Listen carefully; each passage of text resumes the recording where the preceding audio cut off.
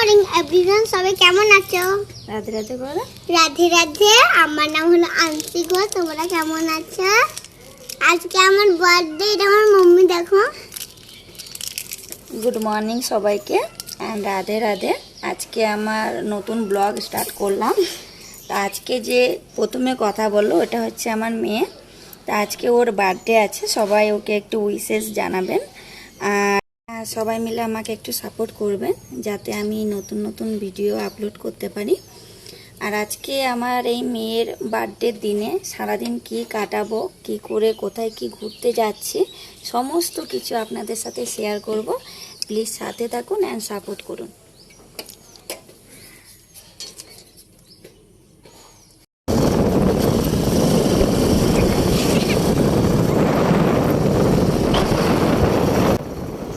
এখন চলে যাচ্ছি আমরা দুর্গাপুরের দিকে।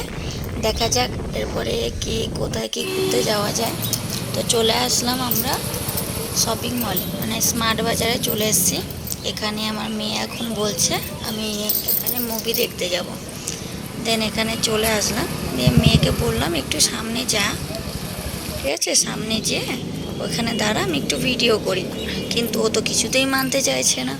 ও বলছে না, আমাকে এখানে এত লোকজন আছে, আমাকে এরা ধরে নিয়ে চলে যাবে। বললাম না, তোকে ধরে নিয়ে যাবে না, তুই ওখানে দাঁড়া। তারপরে ওই মুখের ফেসটা তো দেখতেই পাচ্ছেন, ওই এমন একটা অ্যাক্টিংয়ের মতো করছে যেন মনে হয় ওকে ধরে নিয়ে যাবে। দেন সিঁড়ি দিয়ে উঠে যাচ্ছে ওর পাপার সাথে, যে এখন একটু পোজ দিয়ে দিল যেতে যেতে। এখন ওখানে যাচ্ছে উপরে, আমিও যাচ্ছি পেছন পেছনে আসছি। এবার চলে গেলাম আমরা লিফটে যাওয়ার কারণ হচ্ছে নিচে যে টিকিটটা আছে কাউন্টার, সেটা আমাদের জানা ছিল না। তা টিকিটটা নিচের থেকে কাটতে হবে, ওখান থেকে আমরা যাচ্ছি টিকিটটা কাটতে।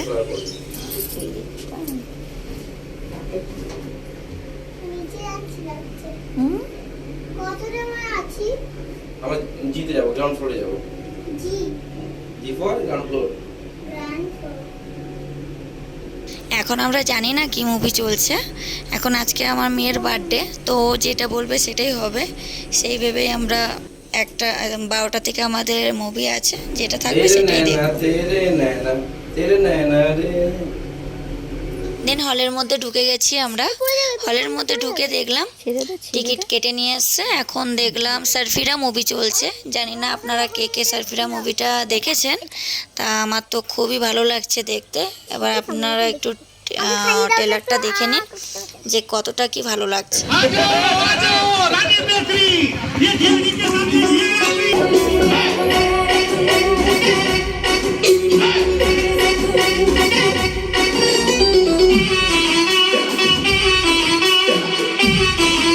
মুভি দেখা কমপ্লিট। ট্রেলারটা আপনাদের কেমন লেগেছে অবশ্যই আমাকে কমেন্ট করে জানাবেন। দেন ওখান থেকে মল থেকে বেরিয়ে আমরা সামনে একটা স্টলে গেলাম, যে মেয়ে আর আমি লস্যি খেলাম। লস্যি খেয়ে দেন এটা হচ্ছে আমাদের লাঞ্চ, কারণ মুভি দেখতে দেখতে প্রায় 2:45 বেজে গেছিলো। এই জন্য ভারী কিছু খেলাম না, ধোসা খেয়ে দিনটাকে পার করলাম।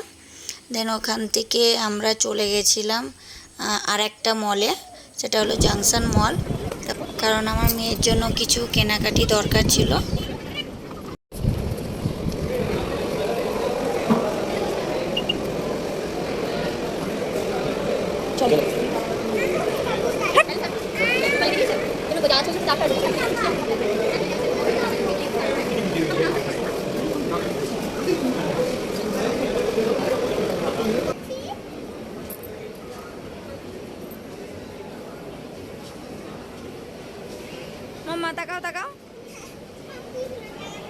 তো জাংশন মলে গিয়ে দেখলাম সেরকম কোনো ভালো কালেকশান নেই, হয়তো পুজোর এখনও মাল আসেনি।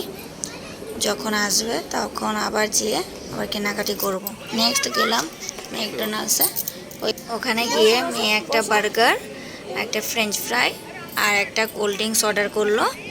যেন বার্গার খেতে খুবই ভালোবাসে, দিয়ে খাচ্ছিল। এমন বদমাস মেয়ে, ও কী করলো যে কোল্ড ড্রিঙ্কসের মধ্যে কটা বরফ দিয়েছিল, ওই আইসগুলোকে নিয়ে মুখের মধ্যে নিয়ে চিবিয়ে চিবিয়ে খাচ্ছিল। দেন ওখান থেকে চলে আসলাম, আমরা বাড়িতে রওনা দিলাম। মেয়েকে বাড়িতে দিয়ে আবার আমরা দুইজন বেরিয়ে পড়লাম পারাজ রামগোপালপুরে। সারাদিন টায়ার্ড খুব, ও বুঝতে পারিনি আমি ভিডিও করছি। দেন এখানে দেখলাম সন্ধ্যা হয়ে যাচ্ছিল, তো এখানে দেখলাম অনেকে সবাই মিলে একসাথে কসবার দিকে রওনা দিয়েছে, দেখে খুবই ভালো লাগছিল আমার। তো এখন আমরা একটা বাড়িতে পৌঁছে গিয়েছিলাম। তো ওখানে আমরা একটার জন্য গিয়েছিলাম যে একটা হেলথের একটা ইনফরমেশন দিতে, যে কিভাবে এখনকার দিনের মানুষ সুস্থ থাকবে, স্বাভাবিক থাকবে এবং মেডিসিন ছাড়া লাইফ লিড করবে। এটা আমরা ওনাদেরকে জানাতে গিয়েছিলাম। এখনও আমাদের ঘোরাঘুরি শেষ হয়নি। আমরা রামগোপালপুর থেকে এসে চলে এসেছি আমরা শ্রাবণী মেলাতে। তো এখানে এসে দেখলাম অনেক পুতুল নিয়ে একটা কাকু এসছে, মেলাতে বসেছে। তো ওখান থেকে যাওয়ার সময় একটা পুতুল নিয়ে গেছিলাম মেয়েটার জন্য। দিয়ে দেখলাম মেলাতে কী এসছে, কারণ আজকে সানডে। তো আমি আমার হাজব্যান্ড একটু ঘুরে ঘুরে দেখছিলাম। খুব বৃষ্টি হয়েছে, সারা জায়গা কাদা আর কাদা, তার মধ্যেও এত সুন্দর মেলা।